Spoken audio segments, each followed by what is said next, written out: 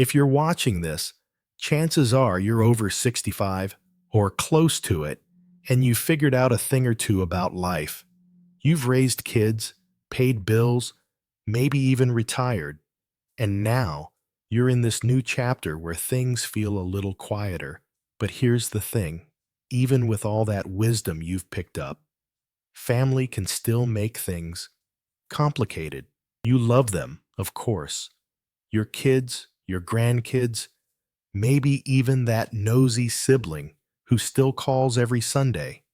But sometimes being too open with them can stir up more trouble than it's worth. Today, I'm going to walk you through 5 secrets you should never share with your family after 65. Not because you're hiding anything shady, but because a little privacy can keep your life peaceful and let you stay in charge of your own story. Now, before you think this is about shutting people out, let me set the record straight. This isn't about building walls or being sneaky.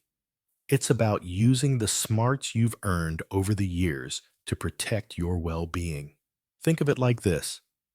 When you were younger, you might have told your parents or your spouse every little detail, where you were going, what you were spending, how you felt about Aunt Edna's fruitcake. But now, you've got the freedom to decide what's worth sharing and what's better kept to yourself. And trust me, after 65, that freedom feels pretty darn good.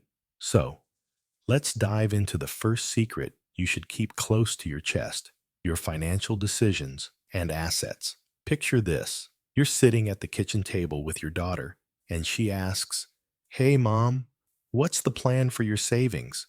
Are you still investing?" Seems innocent enough, right? You start talking about your stocks or that little nest egg you've been building, and suddenly, she's got opinions. "You should move that money into something safer," she says, or maybe, "Why don't you let me handle it?" Next thing you know, your nephew's texting you about his can't-miss business idea, and your son's hinting that the grandkids could use some extra cash for college. What started as a casual chat turns into a parade of unsolicited advice, or worse, pressure to hand over control. Here's why this matters. Your money is your independence. You've worked hard for it, probably over decades. Those long shifts, those skipped vacations, those years of stretching every dollar. Now, it's yours to manage however you see fit. Sharing too much can open the door to people thinking they know better than you. And let's be real, sometimes family doesn't just want to help. They want a say, or even a piece of it. I heard about one guy, let's call him Jim, who told his kids he'd sold some property and made a nice profit. Within weeks, his daughter was asking for a loan to fix her roof, and his son was pushing him to invest in a boat they could all use. Jim didn't want to say no and look stingy, but he also didn't want his choices picked apart. If he'd kept it quiet, he could have avoided the whole mess. Keeping your financial decisions private doesn't mean you're cutting family out completely. If you've got a will or a plan for who gets what later, that's fine to share when the time's right. But the day-to-day stuff, the details about your investments, your savings account, or that little stash you keep for emergencies, that's your business. It's like locking your front door at night, not because you don't trust your neighbors, but because it's your house, and you get to decide who comes in. Plus, staying in control of your money keeps you in control of your life. You can spoil the grandkids with ice cream or take that trip to the coast without anyone raising an eyebrow. It's your call, and that's a power worth protecting. Now, money's not the only thing you might want to keep under wraps. As you get older, your health starts coming up more in conversations, whether you bring it up or not. Maybe your knees creak a little when you stand up, or you've got a checkup coming up for something small. Your family means well, bless their hearts, but if you tell them every detail, it can snowball into something you didn't sign up for. Imagine you mention to your son that you've been feeling a bit tired lately. Nothing serious, just a long week. Next thing you know, he's calling every day to check on you. Your daughter's researching vitamins online, and they're both whispering about whether you should move closer to them just in case. All of a sudden, you're not the strong, capable person you've always been. You're someone they're worried about. That's where the second secret comes in. Non-urgent health concerns. You don't have to share every little thing that's going on with your body. If it's not a big deal, like that stiff knee that flares up when it rains, or a minor headache that goes away with a nap, why put it out there? When you do, family can overreact, and not in a fun way. They might start seeing you as frail or declining, even if you're still out there gardening or walking the dog every morning. And once that image sticks, it's hard to shake. I knew a lady named Margaret who told her kids about a routine doctor's visit, just a checkup, nothing fancy. By the next week, her son had dropped off a walker just to be safe, even though she was still line dancing on Fridays. She laughed it off, but it bugged her that they saw her as old all of a sudden. The trick is knowing what's worth sharing. If something serious comes up, like a diagnosis you need support for, that's different. Tell who you trust and let them help. But the small stuff, keep it to yourself. It's not about lying. It's about staying the captain of your own ship. You've spent years proving you can handle life's ups and downs, and you don't need to justify every twinge to anyone. Plus, it saves you from those awkward moments when your daughter shows up with a stack of health food catalogs you'll never read. You get to keep living your way on your terms without the fuss. So, you're starting to see how a little privacy can go a long way, right? It's not about pushing your family away. It's about keeping your life smooth and stress-free. We've talked about keeping your financial decisions and those little health hiccups to yourself. And now it's time to get into something that can really stir the pot if you're not careful. Your true thoughts on family conflicts. You know those moments. Your kids are bickering over who's hosting Thanksgiving, or your grandkids are mad because someone didn't show up to their soccer game. Everyone's got an opinion, and they're looking at you, the wise one, to weigh in. But here's the thing. Spilling what you really think might feel good for a second, but it can drag you into drama you don't need at this point in life. Let's say your daughter calls you up, fuming because her brother forgot her birthday. Again, she's fishing for you to agree he's a flake. You could say it. Yeah, he's always been a little selfish because, well, it's crossed your mind. But then what? She tells him what you said. He's hurt, and suddenly you're the bad guy. Or worse, they both expect you to fix it. Before you know it, you're stuck in the middle of a fight that's not even yours. I've seen it happen. My buddy Tom once told his son he thought his daughter-in-law was too bossy about holiday plans. Word got back, and the next thing Tom knew, he wasn't invited to Christmas dinner. All he wanted was to vent a little, but it turned into a mess that took months to patch up. Keeping your real opinions quiet isn't about being fake. It's about staying above the fray. You've spent decades playing peacemaker, referee, or shoulder to cry on, and by now, you've earned the right to step back. If you don't pick sides or spill the beans, you dodge the resentment that can linger. Your daughter might be mad at her brother, but she won't be mad at you for fanning the flames.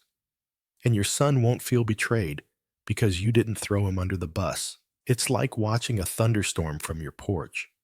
You can see it, hear it, but you don't have to get soaked. Your peace stays intact, and that's worth more than being the one who tells it like it is. Plus, staying neutral keeps your family coming to you for the good stuff, like advice they actually want, or just to chat about life. You get to be the steady one, the rock, without being dragged into every little squabble. It's a choice that says, I love you all, but I'm not here to referee anymore. And honestly, after 65, don't you deserve a break from that?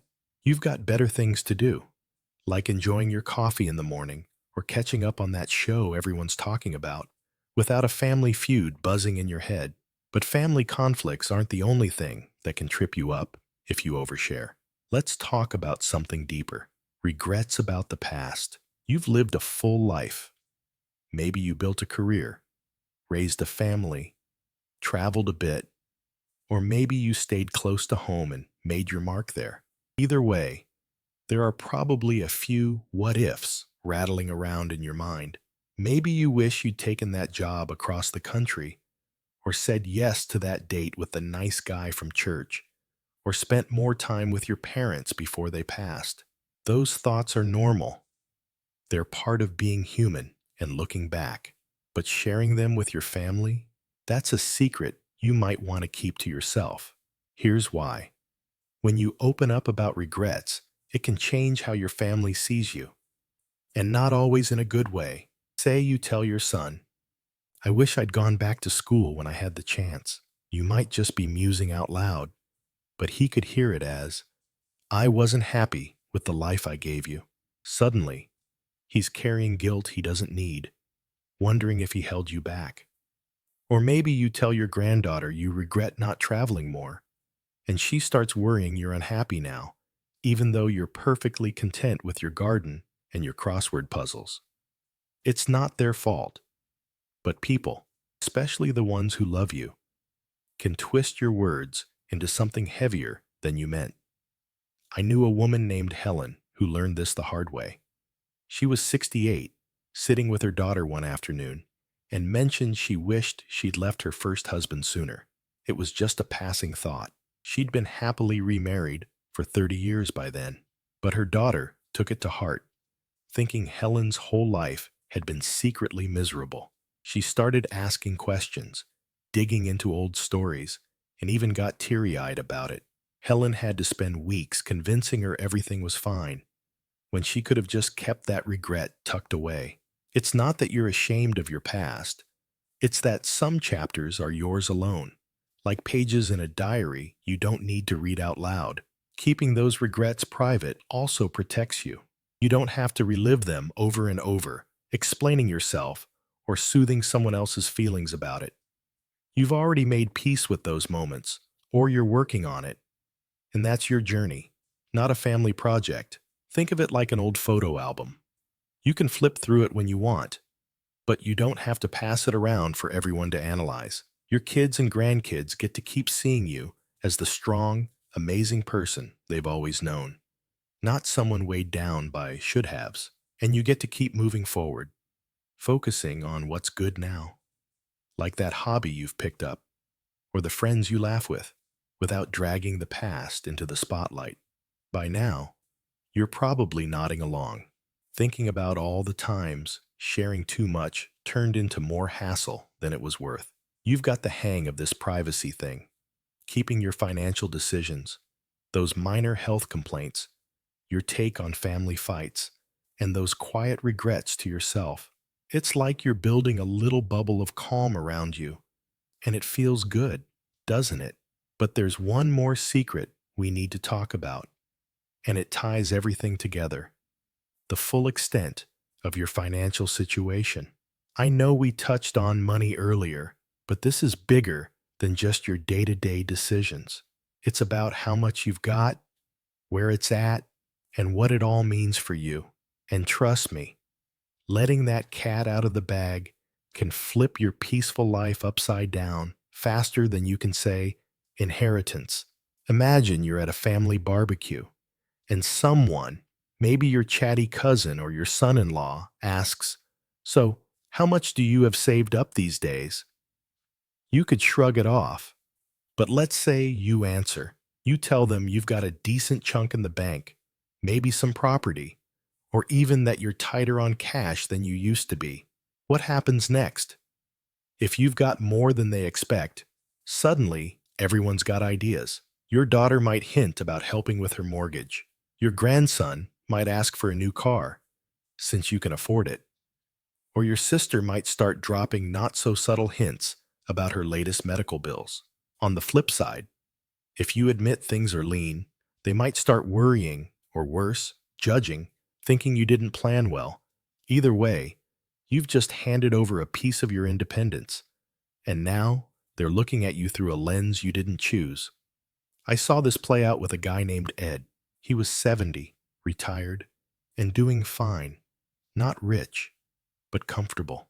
One day, he let slip to his kids that he'd paid off his house and had a nice little savings account. He thought it'd make them proud, you know, show them he'd done all right. Instead, his son started asking about early inheritance to fix up his own place, and his daughter kept saying he should move into something smaller since he didn't need all that space. Ed went from feeling secure to feeling like his life was up for grabs. If he'd kept the full picture to himself, he could have stayed the one calling the shots. No guilt trips, no pressure, just him and his quiet mornings with the newspaper. The beauty of keeping your financial situation private is that it lets you live on your terms. You don't have to explain why you splurged on that new recliner or why you're still driving that old car you love. You can say no to requests without anyone knowing whether it's because you can't afford it or just don't want to. And that's your power. Sure, you might share the basics someday, like who gets the house when you're gone, but that's for later when it's necessary. Right now, the details, the exact dollars and cents, are yours to hold close. It's like giving your family a map to your life, but keeping the treasure chest locations a secret. They don't need to know where every X marks the spot, and you don't need the headache of them digging around. And here's the best part. This isn't about distrusting your family. You love them, and they love you. Most of the time, anyway. But love doesn't mean they need a front row seat to every corner of your world. You've spent years building a life that works for you. And after 65, you get to enjoy it without anyone tugging at the reins. Maybe you want to donate to a charity you care about, or take a solo trip somewhere you've always wanted to see, or just keep things simple with your daily routine. When your financial picture stays yours, you can do that without a chorus of voices chiming in. It's not selfish, it's smart, and it's a gift you give yourself after all those years of giving to everyone else. Now, as you're thinking about this, you might wonder how it all fits together. These 5 secrets, your money decisions, those small health issues, your real thoughts on family spats, those past regrets, and now the big picture of your finances, they're not random. They're about drawing a line, a gentle one, that says, this is fine, and I'm keeping it that way. You're not shutting anyone out. You're just choosing what to let in and what to keep out, like tending a garden and deciding what grows where. And the payoff? A life that feels lighter, less tangled up in other people's expectations or reactions. You get to wake up each day knowing you're still you, not the version someone else thinks you should be. Take a second to picture it. Your kids call to chat about their day, not to grill you about your bank account. Your grandkids visit because they want to see you, not because they're worried you're falling apart. You sit back, sip your tea, and smile, knowing you've got this handled. That's what this is all about. Peace, the kind you've earned and the kind you can protect. You don't have to change everything overnight either.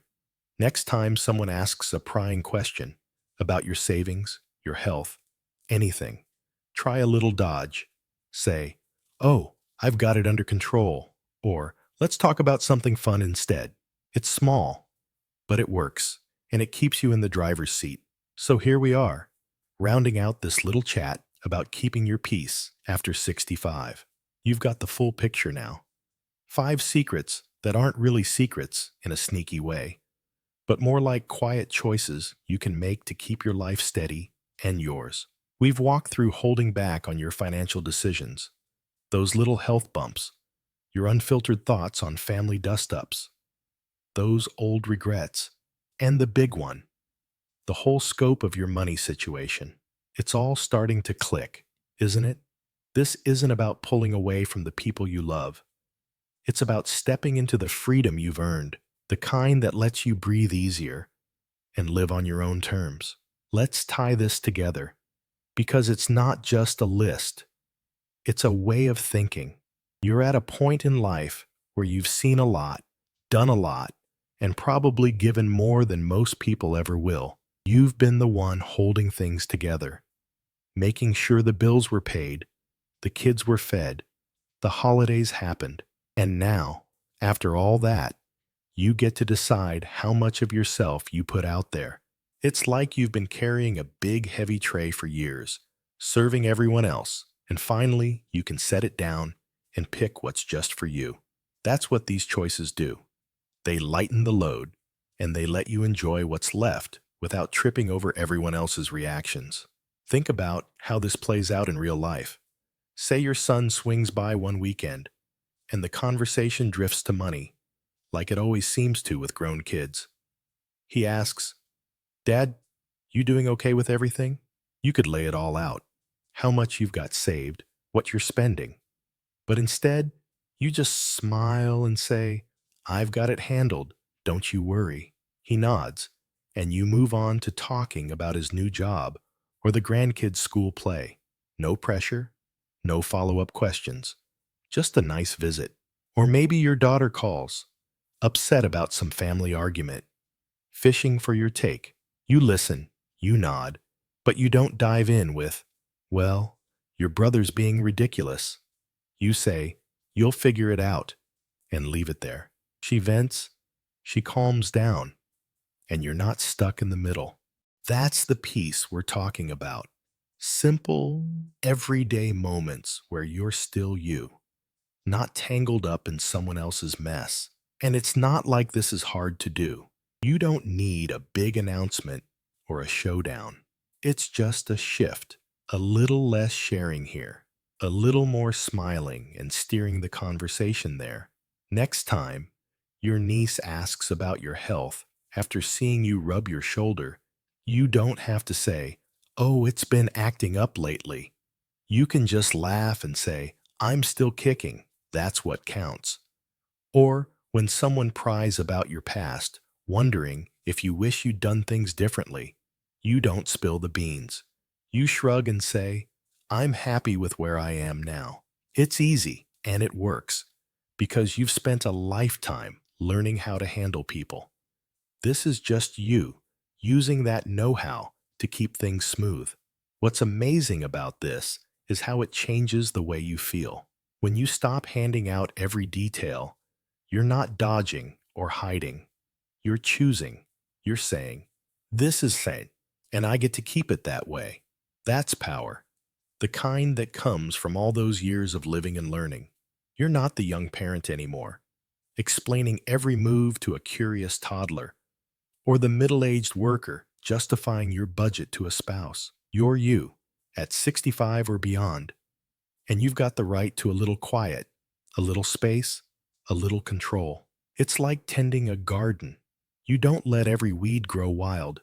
You pick what stays and what goes, and that's how it thrives. Now, picture this as your everyday life.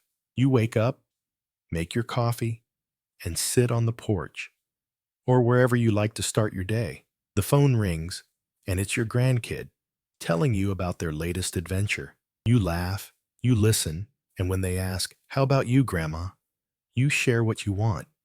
Maybe that you're planting tomatoes or binging a new show. The rest, the doctor's visit, the bank statement, that old memory that popped up last night, that stays with you, safe and sound. Later, your sister calls, grumbling about some family nonsense, and you let her talk without jumping in. You hang up feeling light, not weighed down by drama. That's what these 5 secrets give you. Room to enjoy what matters, without the clutter of everyone else's opinions or worries. And here's the best part. You can start today. You don't need permission or a plan. Just try it. Next time someone asks something prying about your money, your health, anything, give them a warm smile and a vague, "Oh, I'm good. How about you?" Watch how fast the conversation shifts, how little they push, because they're not really after the details. They just want to connect. You give them that connection, but you keep your peace. It's a small move, but it adds up. And before long, it's second nature. You've spent decades earning this calm, this clarity. Now you get to live it every single day. So there you go. 5 secrets, 5 ways to hold on to the life you've built. It's not about shutting people out. It's about letting yourself in, giving yourself the space to be happy, free, and exactly who you are. You've got this.